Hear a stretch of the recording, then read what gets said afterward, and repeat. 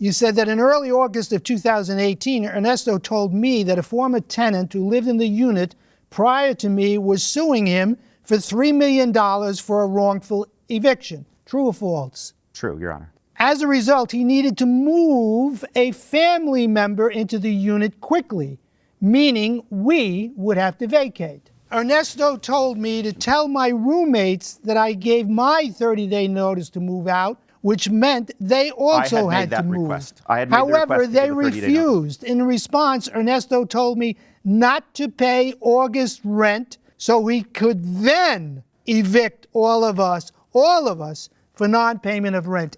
I kept the rent money for August as Ernesto instructed. On August 10th, he served us with an eviction notice. The roommates were angry, so I didn't stay at the unit much after that. On September 6th, the roommates moved out. Ernesto told me that they left the place a mess and caused a lot of damage. I had no control over what they did. How do you hold the defendant responsible for the damages done by other roommates?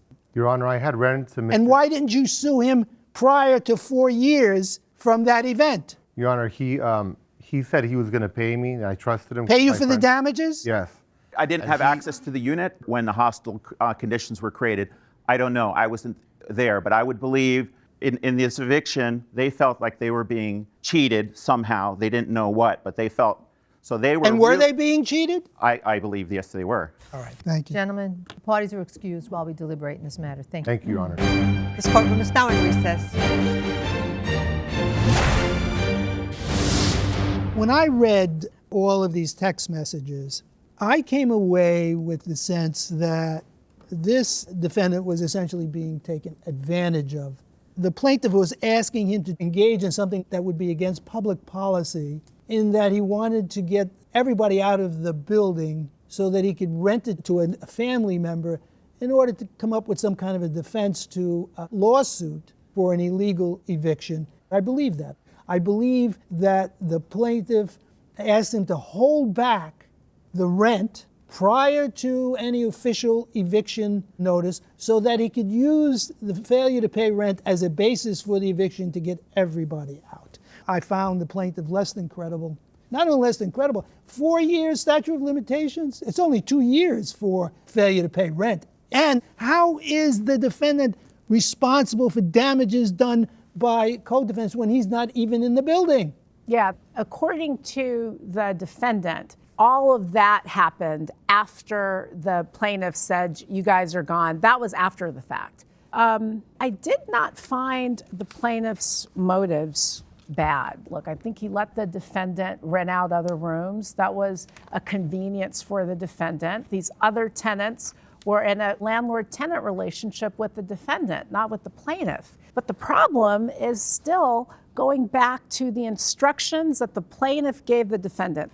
Don't cash the check that you're going to give me. Well, you're right. And I'm going to sue you for it 4 years later. I mean, as you said, Michael, you've got a statutory I think that's problem. the heart of the issue, and it's the factual underpinning that undermines his theory of liability. I agree with you. I also had trouble with the plaintiff's position because I believe that he told the defendant a lot of these things in order to help the defendant on some level. But the bottom line here is once you start to get involved in you keep the rent, don't give it to me, back and forth, I just have a real problem, and I'm not willing to rest any verdict that I have on anything that this man said. He was asking to circumvent the law in order to benefit whomever. I think the objective evidence indicates that the defendant's version of the scheme was credible and that the plaintiff really wanted him to commit a fraud on the others. I'm not going to join that. Me neither. I just want to say it was statutorily barred.